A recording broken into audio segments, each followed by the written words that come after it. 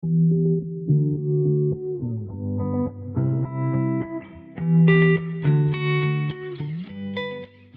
there, Warriors of Light. Ready Player Will here with a fresh new character review, the first of hopefully many. Brand new unit dropped this past week, Kain Highwind from Final Fantasy IV, one that many of us are looking forward to for quite a long time. He is certainly an interesting unit. The game is certainly poised to build around him, and let's jump right in. He is first and foremost Dark Element unit. There are a handful of very powerful Dark users already. Venera, Knight of Ruin Stern, Whisper's kind of like a niche on very strong tank depending how you fit her into things. So there's definitely some potential for him to fit into what already exists. We'll get into that later.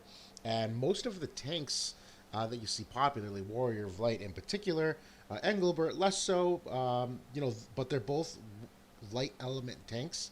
Warrior of Light in particular has a weakness to Pierce, which is what Kain is great at. So this whole Dark Element kind of game that he plays with those tanks gonna become very influential potentially. Job wise, he's got a unique job, Dragoon of Baron. It's a primarily a solo targeting job with a lot of Pierce attacks, obviously. Less so AoE than some of the others you might find. But he's also got the Viking sub job and the Paladin sub job. We'll get into those pretty soon. Weapons, he equips a spear, pretty obvious. He's got a giant one in his picture. That's what a whole Dragoon thing is about. Armors, he does armor, helm, and accessory. Not much surprise there either. Kind of a heavier, tankier kind of build.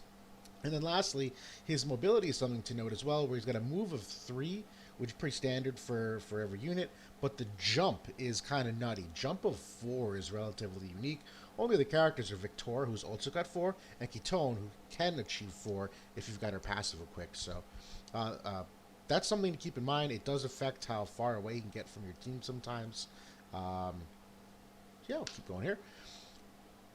Element resistance, he is 10% weak to light. That's no surprise. That's kind of the whole dichotomy between light and dark. And then resistance damage, he's got a 5% resistance to all kinds except magic, which is the -10. Even then, -10 isn't so bad. It might be something you want to hedge against, but overall, that's a pretty strong resistance lineup. It makes it very, very hard to potentially counter him. And then just going from a stat outlook, this is this is low hanging fruit. I'm taking this straight from Meow's amazing content creator, Meow's worksheet, where he essentially sums up a lot of these stats based upon the cast. The columns that you're seeing here is the total accuracy with the board, and then the next column, which is kind of more important, is the total accuracy when those characters are using their passives. And that's how these are currently ranked, and there'll be more screenshots like this. That's how they're also ranked. So Kain accuracy wise kind of falls in the middle to top. He's ranked 11 overall, and you'll notice a lot of those units at the top. Mustadio, Sosha, Balo, like no one's really using those in top content. So in terms of URs, he's pretty damn accurate. He doesn't need a lot of help. Obviously, any help does contribute, particularly if you're going against dodge teams without any kind of guaranteed hit. So Kane's already doing pretty well in the accuracy department, which is pretty great. Evasion wise, again, that very far right column is how these are sorted. He is kind of skewed toward the bottom, 19th overall at 130. That being said, he does have some potential to increase that depending on what you equip him to with Espers and whatnot to increase his luck. Um, there's a potential for him to fit into dodge builds, not as easily as others, obviously, but you'd be surprised how quickly he can get pretty evady. Overall, Kain wants to essentially either be in a evasion comp or you want to make him a little more of a tankier style setup, just because he will often be off on his own depending on how quick you make him. Um, which is a stat we're going to get into afterward.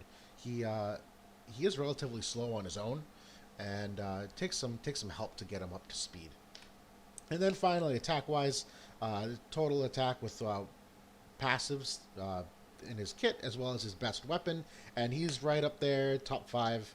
Um, you know, even then you might say like top 1 or 2, because Eileen Stern and Oldoa, regular ass boring Stern, you really don't see them very often in Guild Wars and Arena and whatnot. So on the overall cast, yeah, he's packing a pretty heavy punch. So let's get into the class and jobs overview. I'm going to go through these relatively quickly because you can pretty much find these on the WOTV calc yourselves, but still worth noting because it pertains to the overall builds of the character. Support abilities, he's got 4. Viking Lore, Pride of the Dragoons, Holy Knight's Protection, and Unyielding Protection. Um, Unyielding Protection, the very bottom one, kind of niche. I'm going to touch upon the missile resist later. But really and truly, if you're building Kain here, you're either going to go really greedy on the attack, or you're going to do something a little bit more balanced. If you're going greedy on attack, you're really going to do those top 2, Viking Lore and Pride of the Dragoons, where essentially you're going to buff the HP, decrease the defense, and just go balls in on trying to get as much attack as possible for him. There is kind of a nice middle ground, though, that I think most of you will like to use, and that's using the 2 middle ones, the Pride of the Dragoons and the Holy Knight's Protection. The reason for that is, even though Pride of the Dragoons decreases the defense, you get to offset it with the second support skill there, where if you decrease defense by 5 and increase it by 12, you're really netting an increase of 7. And meanwhile, you're still increasing your HP by 12%, and you're still increasing your attack by 60%. So the net effect with the 2 of those is that you get a tankier Kain with still a decent attack boost, and you still get the HP increase that the Viking Lore would give you. So really depends on how survivable, or how much you want to affect the survivability, but yeah, some things to play with there. And then counter abilities. I'm really not a fan of the middle one here, the Fighting Spirit. I just hate the idea of inflicting Berserk on a character. It's just not worth it to me. Counterattacking Lance is okay. It's kind of boring. It's pretty much your default counterattack, but I'm a big fan of Paladin's Guard. Chance to reduce that physical damage, 20% chance to proc it, and then the actual reduction is up to 45%, which is pretty amazing. To me, Kain is... you want to keep him alive as long as possible and just have him continue to move around the battlefield and destroy everything in sight. So jumping into the Dragoon of Baron, very heavy on the Pierce. You're going to notice here, though, if you're kind of looking at the range column there in terms of overall AoE attacks, he really doesn't have many. Brain Piercer does in kind of that cross-shaped AoE, and then it's really Spear Swipe if you use the Dragoon as the sub-job. Other than that, he's still pretty lethal, given the potency of some of these attacks. Dragon Raid in particular is kind of amazing. I was skeptical at first, just because I didn't see the value in the decrease in the healing power, but you land that on a tank once, it's pretty incredible, and the 220% is his highest attack on the sub-job. So, Brain Piercer too, the confusion, if you want to build his faith a little bit, boy, will confuse absolutely screw up your enemy party. So there's a lot of good things here on the main job that I really don't know if you don't need the Dragoon sub-job. Spear Swipe is obviously versatile because it's got the extra AoE potential. It has your thrust, a little bit more on the tank killer side if you're going against that Warrior of Light or Engelbert with the light killer.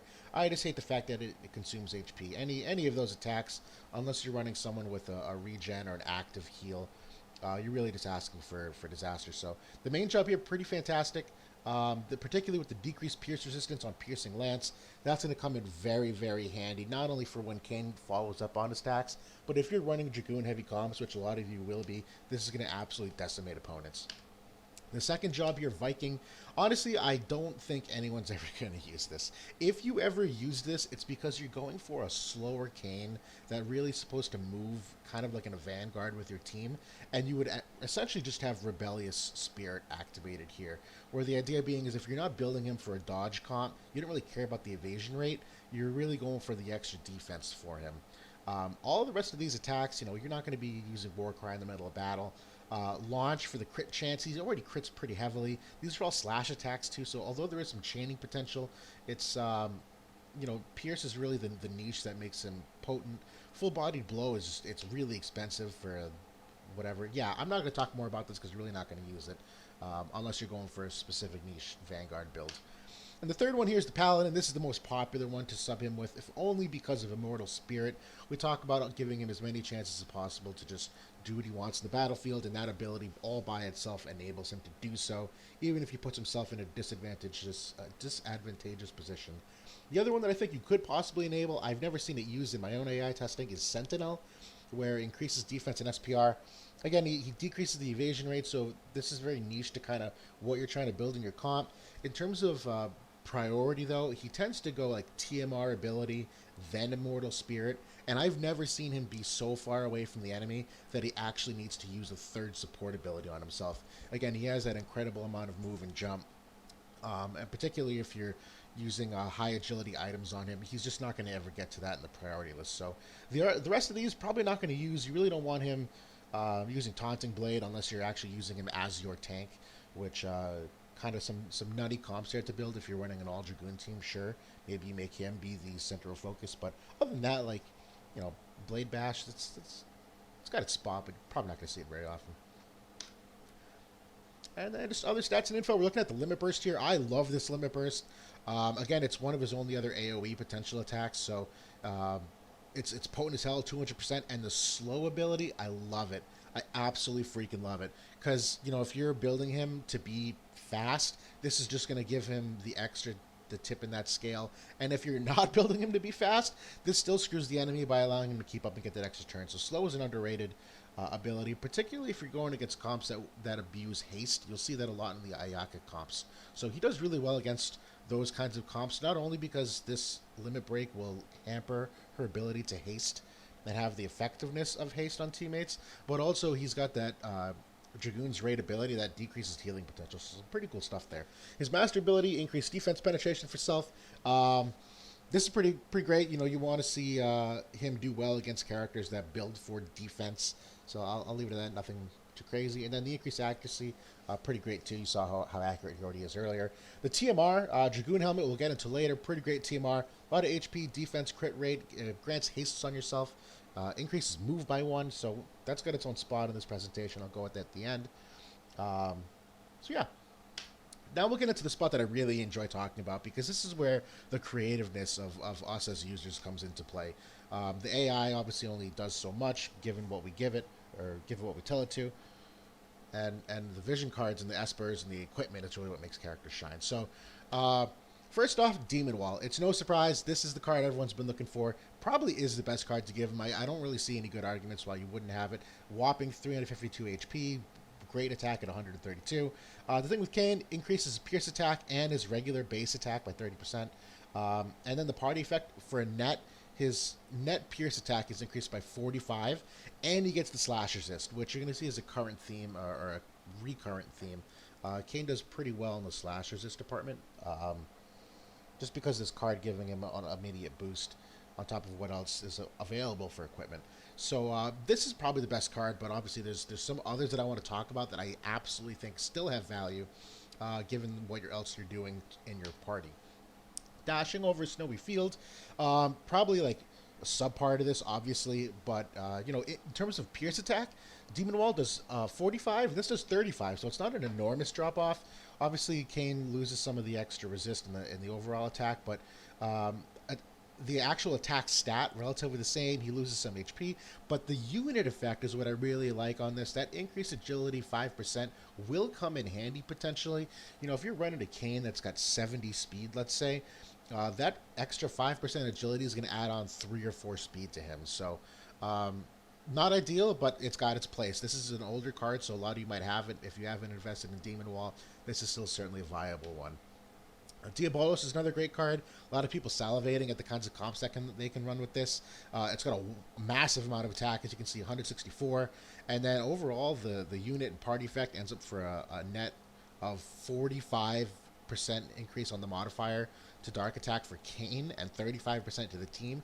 So if you're running those dodge builds with like a Venera or Knight of Ruin Stern, and you're throwing Whisper in there as a tank, like this is going to be a really hard hitting card for that comp, where you do have some fun potential to build that out. The next one, this is my sleeper card. I don't think many people you see this recommended for Kain, and it's for really 2 reasons. Number one, the HP is still massive, 362. If you look at all these other cards, that's the highest so far, so a lot of HP for the bulk. 120 is still pretty great for attack. Dexterity is a stat that helps increase the accuracy. We saw he already has no problem with that overall, but like this is really going to make him hit everything in sight. And then the agility of 4, underrated here, where we talk about boosting up his speed. This is a valuable card. Not only in addition to that, but the also additional increase of 10% HP to make him tankier. And the magic resist, you saw he's got a negative 10% resistance to magic. This is going to put him into positive numbers for magic resist, as well as the rest of your party.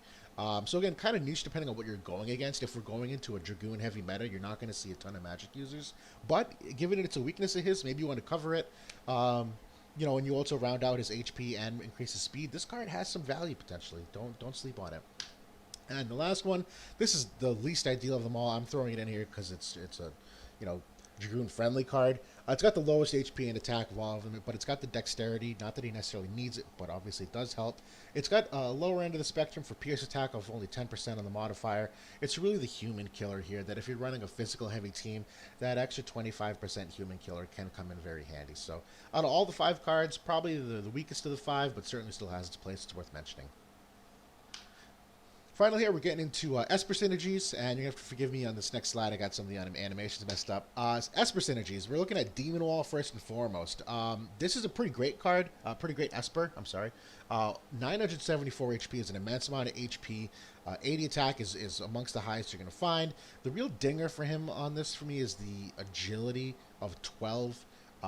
That's very slow in the spectrum of what you get for Espers, and obviously the elemental weakness of light for 5% will only increase how weak Kain is to light enemies. Not that they're prevalent per se, and at the very bottom you can see there is a chance for him to at least make it up, where this card does give you 25% light resist. It's also got 50% light killer and 28% slash resist. So if you're using Demon Wall, Esper, and the card, you're looking at 35% slash resist, which is pretty immense for a character just on those additions. And obviously you can tip the scales in the battles with light as well. So this is great Esper. I'll get to Evasion at the very end because he's probably the least popular. Golem here, same idea, really slow card, but this is really meant if you want to bulk up your Kain a lot more. A massive amount of HP, still great attack stats, even higher dexterity. You know, the thing I like about this is not only does it increase his defense in the tree potentially, it's also got the potential for human killer, and more than that, the pierce resist. Underrated here, because if we are going into a Dragoon meta or a pierce meta, this card, even if Kain's not going to be the fastest as he could be, this pierce resist could tip the scales in a lot of the 1v1s that you're going to find him in with other Kains or other Glacialas. So something to think about. Ifrit, this is probably one of the most overall well-rounded cards. Ton of HP, the most magic, the most attack of anything I'm going to recommend here. You know, the only downside I'd say is the water resistance here, that if you're going against a Glaciala, this kind of puts it in her favor just a smidge, but it's got a fair amount of agility that I'm happy with it. And then the increase to pierce attack, and then really just the well-roundedness of this card, where the 7% attack increase, the accuracy increase, the evasion increase. You're going to see these next couple of Espers, those little rounding out stats have some value when you're trying to make him a complete character. The next one being Odin, probably the most efficient Esper for any DPS. The whopping 19 agility is pretty crazy. The HP and attack is also within the higher echelons of what you may find. Obviously, the lower end of the spectrum here out of what we're seeing, but the slash resist of 15%, you know, we've already talked about how this is to Kain's benefit. The human killer of 25% is pretty immense, and then the attack and accuracy and evasion really rounds him out. So awesome card here. Also does nothing to weaken him against other elements as well. And then Siren here, honestly, is kind of like a budget Odin to me. I'm not a big fan of this, but it is, it does have its place. The big kicker here is, again, the agility of 18. This card to me is really if you're using it because someone else is already using Odin. But it does have a 25% slash resist. It does have an increase to pierce attack. You can increase accurate evasion, crit rate. It doesn't do anything for his attack stat per se as much as the other ones, but you're really talking a difference of 40 attack. I don't know if that's going to break the bank considering the other upsides you get from this. But yeah, Odin's probably superior in everything you'll find. And there's a small typo here. The weakness is lightning 10%. That's not a strength. That is weak to lightning 10%. And then finally, Evasion, kind of a niche pick here, and I think it's kind of a fun one to examine. The reason why I say it is because, you know, a lot of HP here, HP as well. Yeah, I should have proofread this. He does not have 353 AP. That is not why he's on here. So I think it's 35 AP, if I recall. But really, the big thing about Aegion is that his agility is kind of in the middle, where you're looking at 14 while still retaining a ton of HP and middling amount of attack. But the bottom you're seeing here, the pierce resist and the magic resist. Again, if you're going into Kain duels or Dragoon duels, the pierce resist is going to help, and the magic resist obviously helps round out his weakness to that element potentially, as well as the accuracy and crit that you get. The other one that I like is the 10% strength to water. As we just mentioned with Ifrit, this is going to also help tip the scales. If you're seeing Glaciella, those little bits matter, where if you have a 10% resistance to water and the 15% pierce resist, you're going to do just a little bit better in that interaction with her. So something to at least keep in mind. Finally, probably the most comprehensive part of building your character is the equipment. These really depend on obviously what you're already equipping for vision cards, for what your espers are, and for what your other party members are, because the stats they give you are really going to be dependent upon what your party vision cards are already enabling you to do.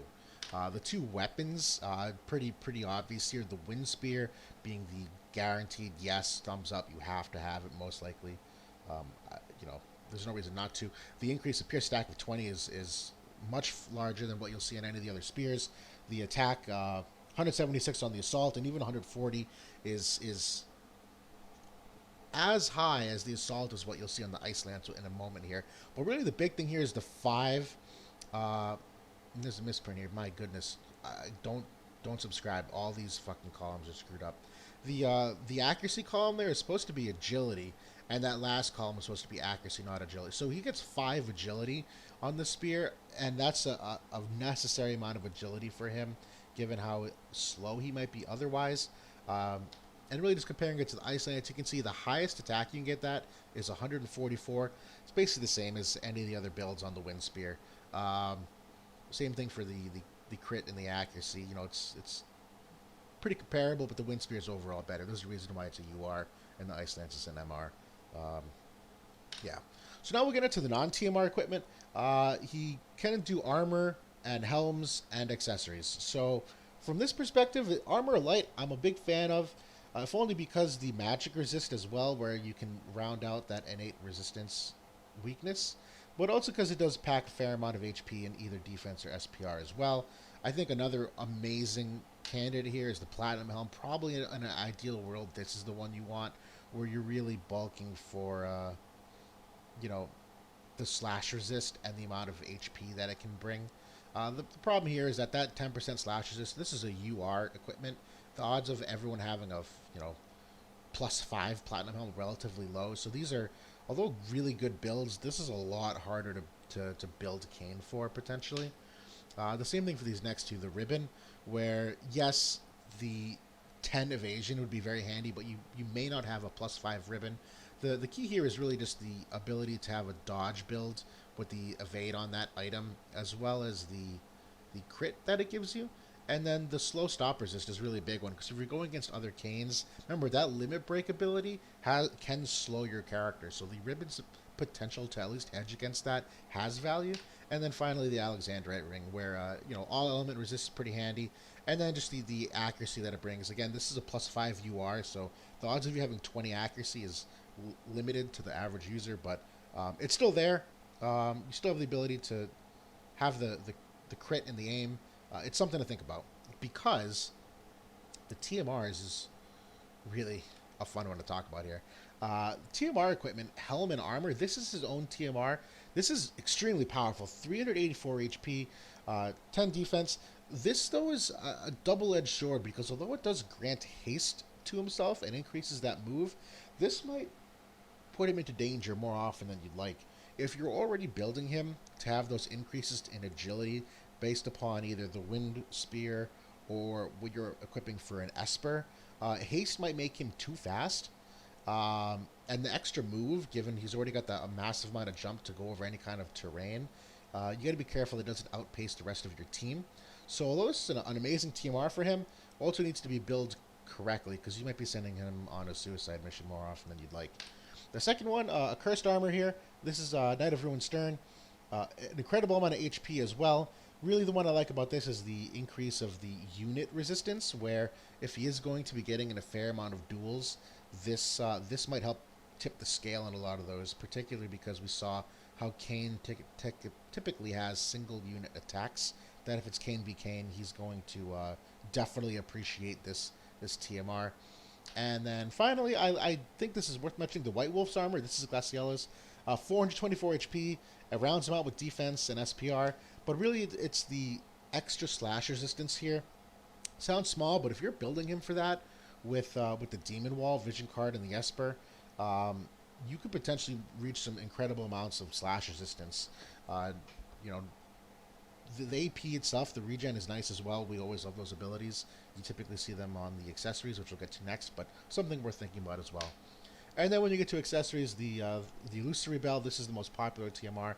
The Auto Restore is almost broken in this game. You know, gives us some extra defense and agility, which is great. The accuracy, which puts him over the top for hitting dodge units. But I'm a big fan of this one more so than the Dragoon Helm, to be honest. I'd rather use the armor on my non-TMR slot and allow the 7 agility here and the auto restore to really be what drives him rather than the haste and the extra move. I don't think he needs that from his own TMR given how you could possibly build him otherwise. To me, the Dragoon Helm is really if you're going like pure Demon Wall and that Esper's dragging his agility down, or if you can't get the Wind Spear and you're missing that extra 5 agility. So yeah, keep moving on here. The Oldoan Apron, also pretty valuable. It's got that AP regeneration. The extra defense penetration is pretty massive. He already has it in his kit, but this obviously extra doesn't hurt. This will certainly help him in some of that tank busting capability when you're going against those high defense tanks like Warrior of Light and Engelbert. And finally, supremely underrated TMR. I don't think you're going to see anyone talk about this for Kain, but I think there's a really niche use for this that you're going to see used often if you need it. This is for that Kain build that you're trying to make stay with your team a little more tankier, not necessarily run off for themselves, and maybe in that Kain build where you're not really emphasizing speed as much. The thing with the Saint Circlet here as an accessory, that's an incredible amount of HP for an accessory on top of what you're going to already have for armor. It's got the extra boost to attack, it's got the extra critical, but more than anything, it's the AI skill where he needs to go to his teammates to buff them. Your average Kain with all these other TMR accessories is going to still run off into the distance ahead of your team. And this is really one TMR where the AI might actually skew him back toward them, which is very valuable. Not even talking about the fact that the increase to attack and magic is awesome. We love seeing that. It's 36 DP, so it's going to get him a lot of AP. I think the calc is for every TP skill you use, you get half that amount in AP. And then the extra attack just to make him even more lethal, and the extra HP to make him more tanky. So I think it's something to consider, particularly if you already have him built for speed with something like Odin as an Esper and some of the other ways you can, increase speed, external haste, and whatnot. The last thing I want to talk about here, because it does seem to be prime for it, Kain, the missile resistance potential. We've talked about slash resistance this whole time, where the Demon Wall obviously gives them that innate capability, but there is some missile resistance here, and I'm almost wondering if it's for the future fire unit gunner, where we see a secondary gunner meta. Obviously, Lucia and Frederica were the original, but there's some other potential here for that coming back. Venera obviously has it as a sub-job also, so it exists. It's something to consider. And it's really, there's a whole bunch here. So let me walk you through this. Top left, the Holy Knight shoulder plate. This is the other Final Fantasy IV piece that came out. When you +5 this, missile resist of +8, or 8%, it's got a fuck ton of HP. Rounds him out on the defense side, so really puts him into a higher bulking category than the other armors typically give you. He's also got that support ability, unyielding protection that grants the 15% missile resist. And then he's got the Espers here as well. Odin and Ifrit. Those are 2 of my 6 recommended Espers. Both of them on their tree have a 50% missile resist potential. And then finally, the Mask of Deceit. I wouldn't put this card on Kain, but if you are running a Dragoon comp and you're running Glaciella or Victoria and have this card on them, this has a 20% missile resist to the party. So, if you're adding that up here on the right side, you can see you can get Kain up to 58% missile resist.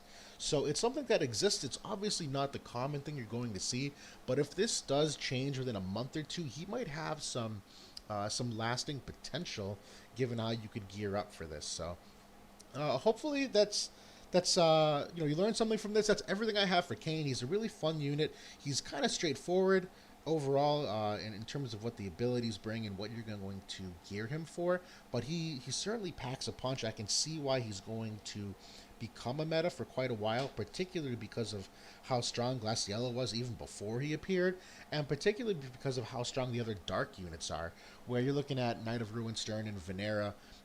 They already did really well against the tank lineups that we get, and now we're starting to skew into a territory where people are either going to have to get really creative with what they do for resists on their team, or they're going to have to start thinking outside the box in terms of what their characters do for um, abilities. Where you look at someone like Cecil, and we laugh. We're like, oh yeah, this guy's not a tank, and he depletes too much of his HP. But when you get some of this like external shielding potential, that might be one of the few ways that you can actually protect against what might be coming here in terms of the Kain meta.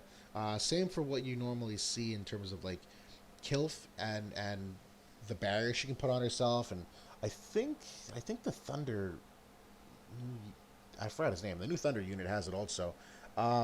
Where those kind of physical resist skills are going to become more powerful, simply because your tanks are going to be beaten down a little bit quicker, or at least more potently, particularly if you're using Kane's Dragoon raid, which decreases healing potential.